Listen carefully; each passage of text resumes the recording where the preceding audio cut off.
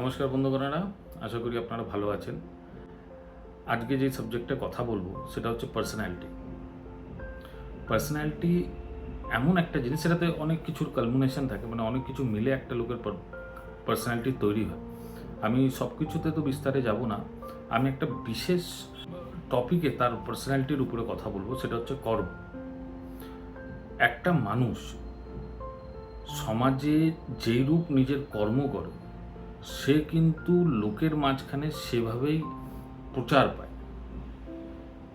অর্থাৎ আমি যদি আপনাকে এটা একটা এক্সাম্পল দিই, আমাকে যদি আপনি পাগল বলেন, আমার বন্ধু বান্ধবের কাছে গিয়ে যদি আপনি বলতে আরম্ভ করেন এই কথাটা, তারা কিন্তু আপনার উপর রাগ করবে।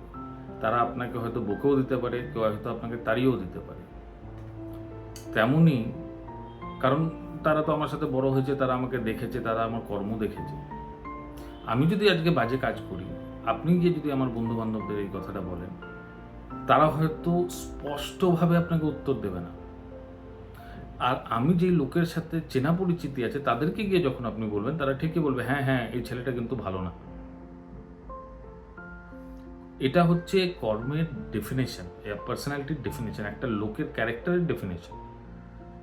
লোক কামানো যে শব্দটা আমরা ব্যবহার করি আমাদের পল্লী সমাজে, তার অর্থ এটাই হয় কি আপনি আপনার কর্ম থেকে কিভাবে লোকের সাথে মিলেছে।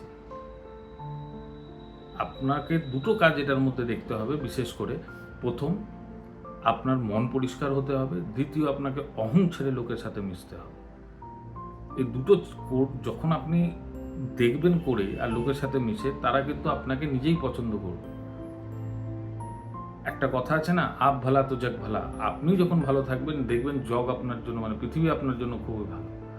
এটা মানসিক শান্তির জন্য খুব উপকারী। ধন্যবাদ।